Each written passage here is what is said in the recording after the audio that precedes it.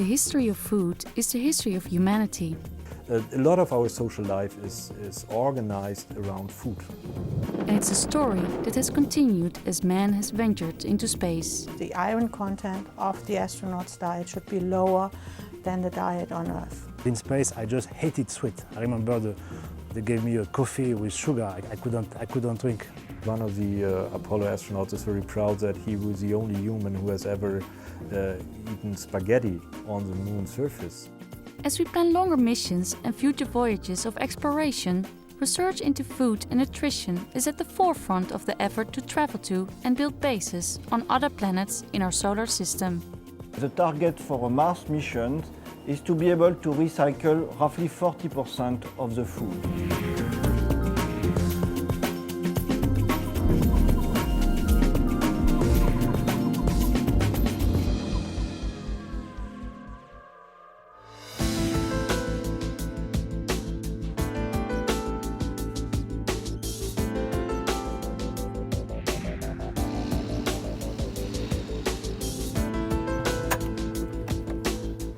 Most of us in Europe are lucky enough to take food for granted.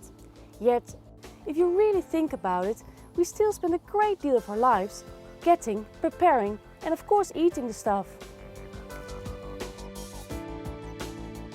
In fact, for most of human history, the majority of people spent all of their lives just producing the food they needed to survive. And in many parts of the world, this is still the way millions of people live. It was only in the 19th and 20th centuries that many of us left fields and migrated to towns and cities to work in the factories and the offices of the modern world. The reason that food is such an integral part of our lives is because it provides us the fuel that we convert into energy. This tractor needs fuel to work, but instead of running on diesel, our bodies unlock the energy we need from the food that we eat. This makes food and eating a huge part of our lives.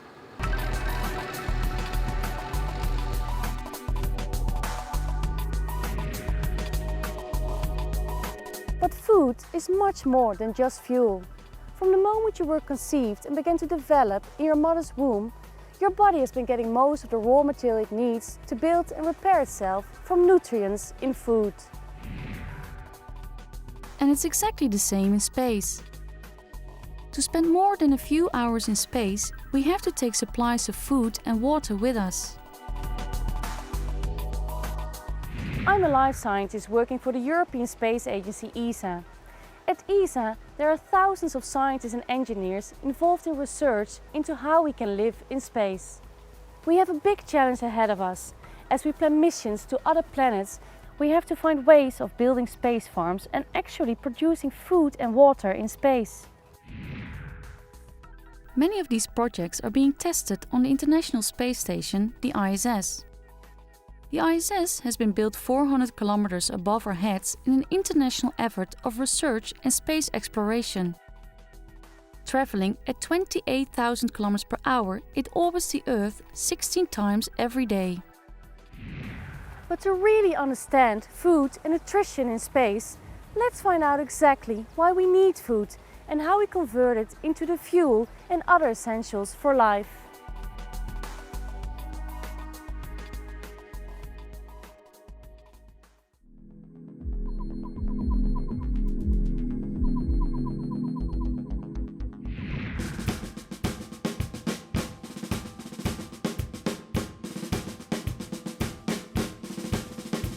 For any physical or mental activity, let alone competing on this course, our bodies need energy. Every time we speak, blink and even dream, we use energy. The cells in our bodies use the energy stored in food for everything from building proteins, copying genetic information and of course moving our muscles. Believe it or not, our brains use more energy than any other single organ in your body. Just thinking uses 20% of the energy we need. 3, 2, 1, fire! How is energy stored in food in the first place? food is mostly made up from 3 groups of chemical compounds: carbohydrates, fats and proteins. Back on the road, guys, nice and low. Carbohydrates and fats are mostly used for energy, whilst proteins are the building blocks for every cell in our bodies. But what foods do we need to eat to get these essential ingredients? Foods like bread and pasta are full of carbohydrates. We get fats from milk, cheese and vegetable products such as oil. And we get proteins again from animal products or some vegetables such as soy. Food also gives us the important minerals and vitamins that our bodies need to rebuild themselves and control vital chemical reactions. Like the crude oil that is pumped out of the ground and then converted into the petrol and diesel for our cars, our bodies have to process food to get to the stored energy that is chemically locked up in food. The first part of this process is digestion. Go! As soon as food has entered the mouth and the fats, proteins and carbohydrates have begun their journey through the body, the process of digestion begins. Digestion is a process that requires food and gives off heat and energy. It does this by breaking down the complex molecules of food into simpler, more readily absorbed molecules. Digestion happens as the food travels along the alimentary canal or our gut.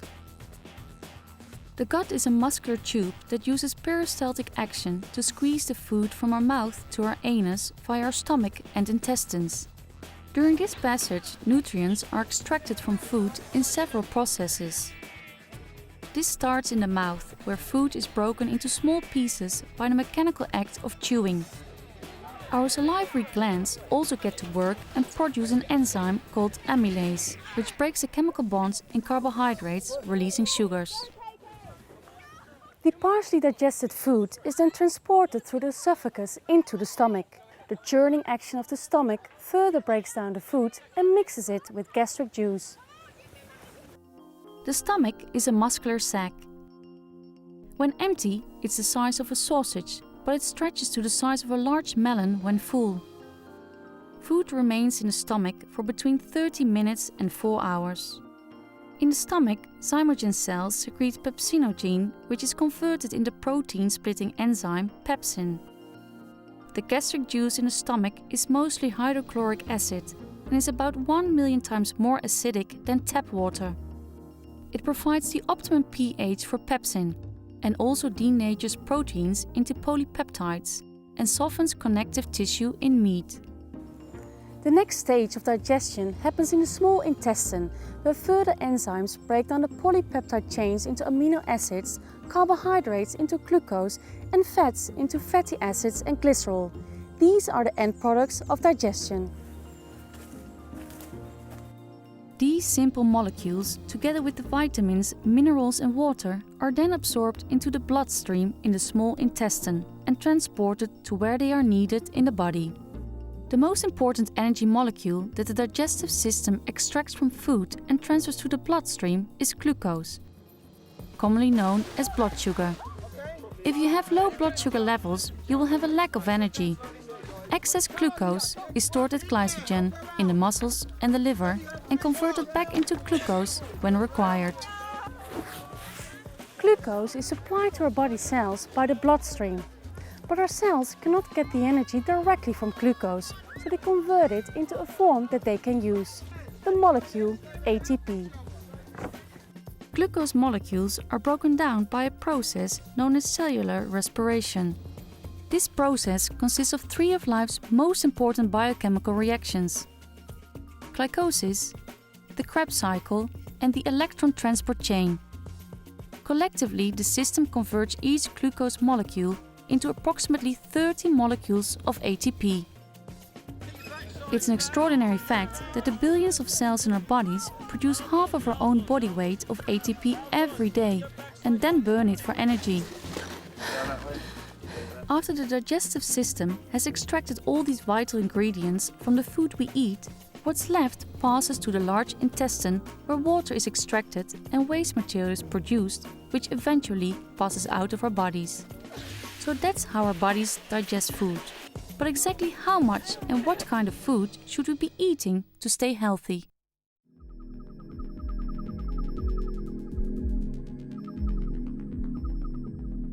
We've seen how our body gets the energy and the building materials that our bodies need from the food that we eat. But exactly how much food do we need? To understand this, we have to carefully calculate how much energy is contained in food. One way of measuring this is with a bomb calorimeter. The energy in food is counted in kilocalories. Common usage has shortened kilocalories to calorie. 1 calorie corresponds to the amount of food that when burned will raise the temperature of 1 gram of water by 1 degree Celsius. The average grown man needs approximately 2,500 kilocalories a day and women about 2,000. A lot of the calories we consume are needed just to keep us alive, before we do any work.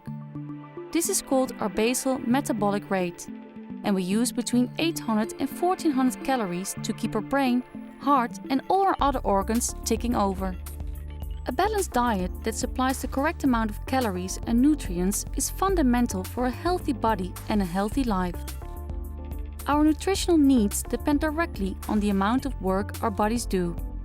A sports person needs many more calories than someone who spends all day in an office or classroom getting very little exercise. If you consume more food than your body actually uses for energy, it is stored as fat. Our bodies have evolved to store excess energy supplies in fat, in case we need it for the future when there is a food shortage. The trouble is that for most of us in the developed world, we usually have plenty of food and don't need to rely on stored fat. In the last 2 decades, sedentary lifestyles and unhealthy diets has led to the problem of many overweight adults and children worldwide.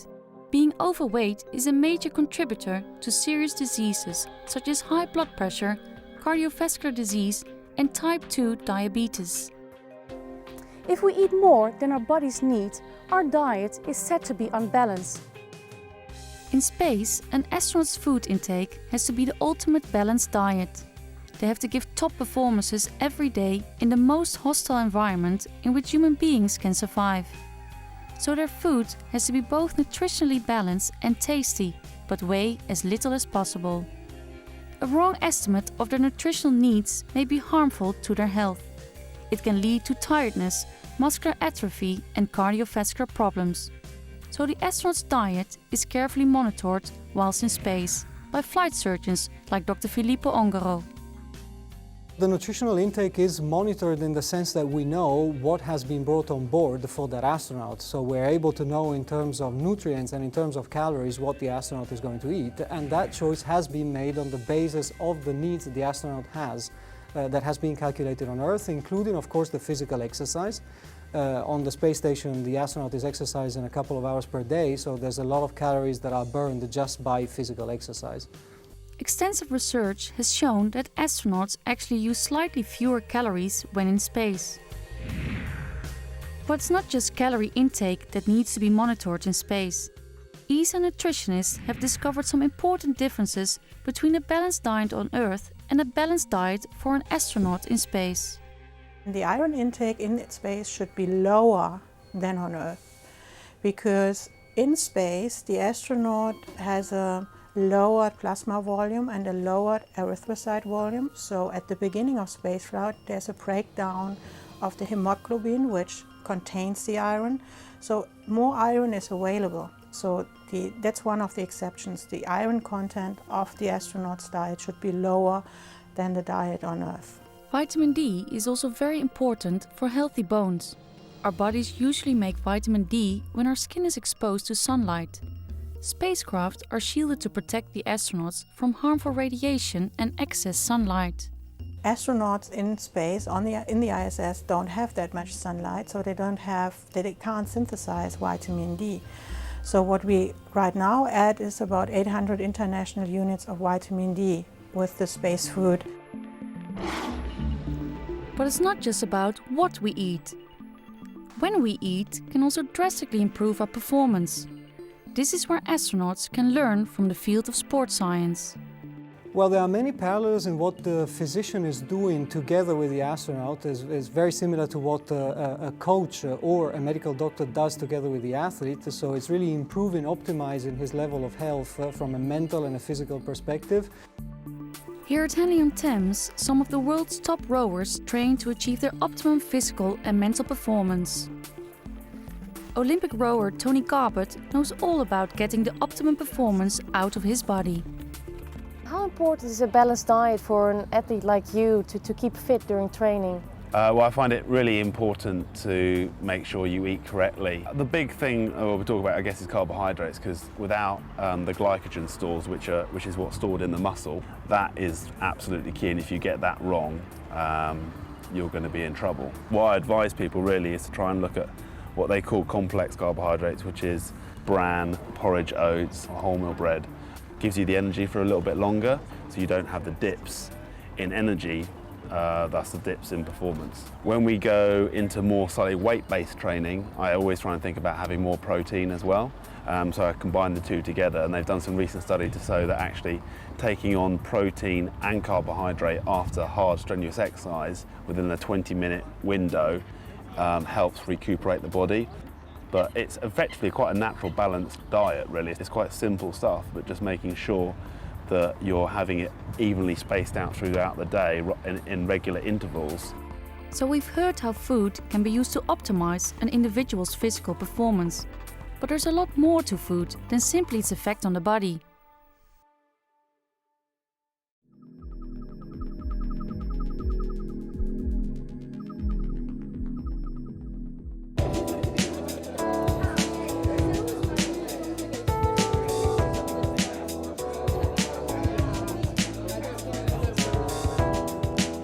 As important as food is, as the fuel and the raw material bodies need, it's not the only reason we eat. Another very important role food plays in our lives is a psychological one. Eating and sharing food with other people is probably the oldest communal act that we know of. It's no exaggeration to say that the societies we live in today had their beginnings in the act of obtaining and sharing food in groups. You can see this in all social animals. Long before we started farming, we worked together hunting and gathering our food. The eating and sharing of food forms the basis of societies throughout the animal kingdom. Nowadays, this has of course changed, and we get most of our food from the supermarket, and we eat alone a lot more than our ancestors. But eating together is still a fundamental part of our daily lives. And the importance of it is recognized by astronaut psychologist Professor Dietrich Manzai. If we want to socialize with friends, with other family members, even with people we do not know very well, we make appointments for a common dinner or a common lunch. We have work lunches. So a lot of our social life is organized around food.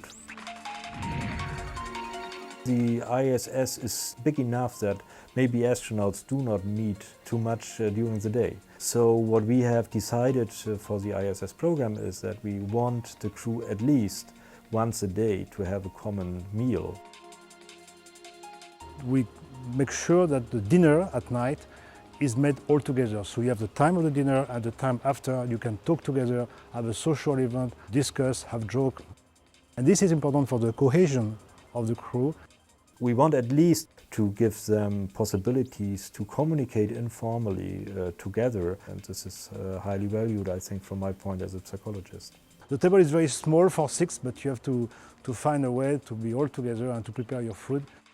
Then you have the special food for Christmas or for a birthday. We bring some food for a nice chef in Europe, and this is really appreciated by our own astronauts, but also by the whole community of astronauts. Food is also a kind of national thing. So to get food from your home country, which probably most fit to your personal preferences, I think is very important from time to time.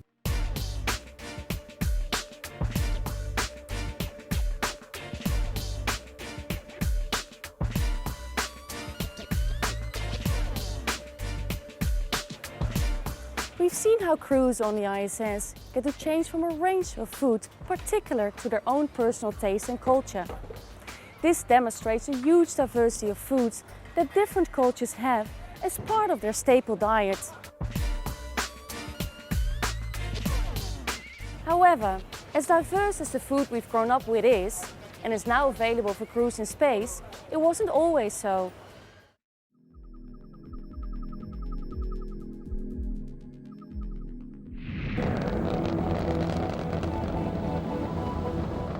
The food that the first astronauts experienced is a testament to the pioneering spirit.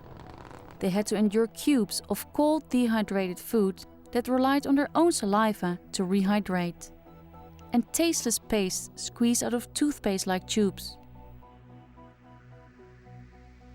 The food was unappetizing, and not surprisingly, they really disliked squeezing it out of tubes directly into their mouth.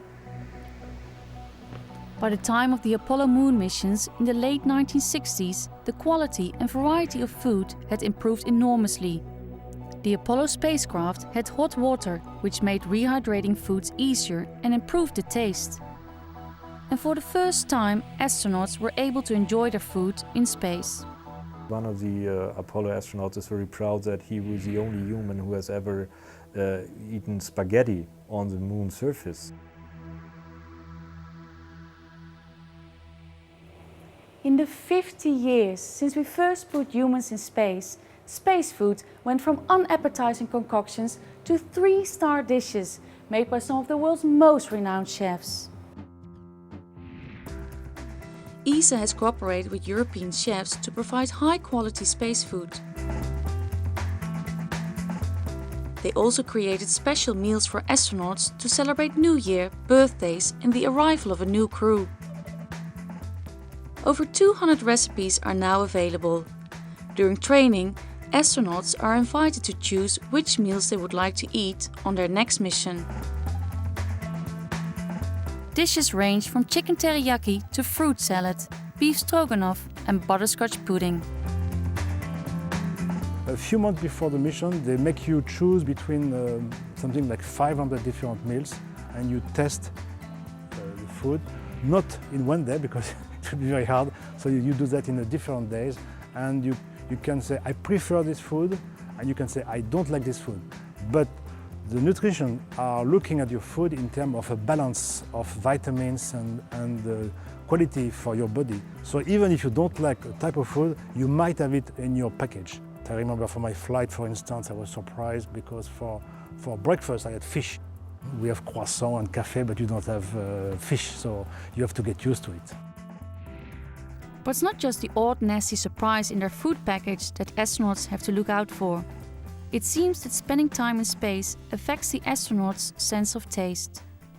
What astronauts anecdotally tell us is that they lose taste and smell sensations in space, and that's probably one of the reasons why the space food is so high in sodium content, because more salty food tastes better than other food. For me, I like salted food, but in space I wanted even more salted food, you know. And on the ground I don't like too much sweet, but in space I just hated sweet. I remember they gave me a coffee with sugar. I couldn't drink coffee with sugar because it was too much sugar. So your taste has a tendency to change a little bit in space compared to the ground. Having created this fantastic range of foods for astronauts, the next consideration is how to get it into space. Even a great chef's food has to be preserved before it's taken into space. Food scientist Mike Lewis is responsible for developing techniques that will preserve astronauts' food. But he is just the latest practitioner of techniques that have been used for millennia. Mankind has been preserving food in lots of ways, going back 4,000 years. Salting, sugar preserving. Food preservation is very, very old and very traditional. Well, the main purpose of preserving foods is to inactivate the microorganisms or microbes that are naturally present. All preservation methods involve preventing the growth of bacteria, fungi and other microorganisms, as well as retarding the oxidation of fats, which cause rancidity. In today's high-tech food industry, a variety of techniques are used to preserve food, many of which we may not even be aware of. foods that we buy may have been chilled, disinfected or irradiated in order to slow down microbial action. Most of the food consumed by astronauts in space has been preserved in some way. The two most common methods of preserving space food are sterilization, where food is heated to 121 degrees centigrade in a sealed can, and dehydration, where water is removed, hindering the development of microbes and reducing the volume of the food. But whichever technique is used to preserve food for use in space, the original properties of the food are inevitably altered. And George Grimble is researching the consequences of this. Does food preservation degrade the quality of food and degrade its nutritional value? And the answer has to be that it depends on the process that's being used to preserve the food. A lot of research has gone on to try and minimise nutritional changes during food processing. For example, peas, if you buy them and they've been on the market stall for 2 days, would have lost a considerable amount of their vitamin C. And one of the advantages, for example, of quick freezing is to minimise those sorts of changes. What you'll often find is that particularly sensitive components in food, for example vitamin A or vitamin E, can be degraded by atmospheric oxygen. And what this means is that you have to take into account during the processing the amount of vitamin that's degraded and then add an amount back into the food to make sure it reaches the right level. Astronauts don't have to rely only on preserved food. The ISS gets resupplied every few months, so astronauts occasionally enjoy fresh food when a resupply craft has just arrived. The biggest differences between space food and food on Earth are the packaging methods. Space food must be carefully contained so it doesn't float around in the free-fall environment. The food has to be kept in a kind of sauce. If it is too dry, like if you took a rice too dry, the rice will fly over. Loose food particles on board the ISS could cause serious problems, not only for the machinery of the spaceship itself, but for the astronauts' health. This is dangerous because it can eat your eyes, but moreover you can breathe it and you can put that in your lung, and this is very bad. For this reason, things as common as salt and pepper have to be provided in a liquid form.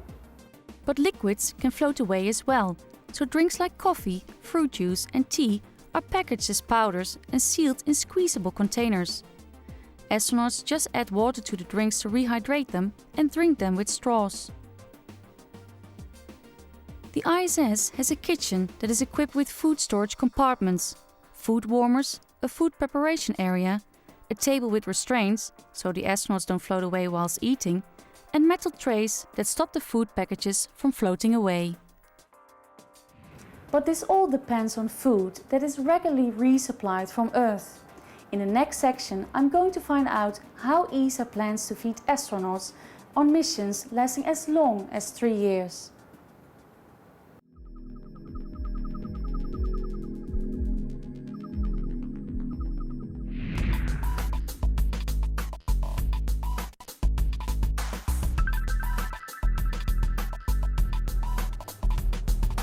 Here, on the International Space Station, the next meal is only a supply ship away. But how do we feed a crew of 6 astronauts on a 3-year mission to Mars? ESA and the other international space agencies are planning manned missions to the Moon and Mars in the future. For that length of time, a crew of 6 would need many tons of food and drinking water, let alone all the other vital supplies that they would require. Scientists are researching how to extend the shelf life of food for up to 5 years, whilst maintaining a variety of great-tasting foods. However, the most powerful rocket in the world today can only carry a payload of a few tons into space, and a trip to Mars would need many tons of food and supplies. The only practical way to supply long-term missions is to launch the equivalent of a farm into space and grow at least some food, whilst recycling water and waste to supply the crew for long periods of time. When we start to build bases on the Moon and Mars, we also have to grow food and recycle waste. to enable us to stay on these distant planets for years at a time. ESA has a number of research projects for growing and recycling food into space. ESA scientist Christelle Payet works on one of these, the Melissa project. The Melissa project addresses actually the supply of air, water and food for the crew in a closed regenerative system, in the sense that we take actually the waste which are produced by the crew, being fecal material, urine, that we degrade, and from that we regenerate the water, the air, and we produce as well food. Today, the target for a Mars mission is to be able to recycle roughly 40% of the food. Why 40% of the food? Because if you recycle or produce 40% of the food of the crew, directly you produce 100% of oxygen and 100% of the water that the crew will need. The question of which foodstuffs to actually grow in the precious reclaimed resources is not simply a scientific one. There is another criteria which is very important, is the quality of the food you will need to produce. You can fill the requirement in terms of nutrition with wheat only, but you have to consider the acceptance. And if we feed the crew with only wheat, of course we will have probably some difficulties. You just want to eat a fresh tomato or fresh cucumber or a fresh fruit. Melissa has already successfully trialed a closed water recycling system, but this technology is not just applicable in space. You know that today everybody is challenged by the environmental issue and global warming issues specifically. The water quality, the air quality, the contaminants and everything. And we know already, because we have some success, that the Melissa technology is applicable to Earth, which are already used in the terrestrial application. And I think it's important that people realize this. Since the beginnings of the exploration of space, there have been many technological spin-offs, from advanced composite materials to GPS that we all use in our phones and sat-navs every day. And in a world of increasing population and decreasing resources, systems such as Melissa, developed for space travel, could be the most invaluable spin-off yet. We've seen in this program that food is literally the fuel of life, on Earth and in space. Ensuring adequate supplies of food always has and always will be the most important activity that all living things, from plankton to planetary explorers, do. As we've seen, the logistics of long-term spaceflight require huge technological innovations to supply crews with the food they need, both for their physiological and psychological well-being as they travel to distant planets. The Earth is a self-sustaining ecosystem. A manned spacecraft that will be away from its home planet for years will also have to be a self-sustaining ecosystem. Or to put it another way, a miniature planet Earth. In many ways, the technological challenges for ensuring future food supplies on Earth are the same as in space.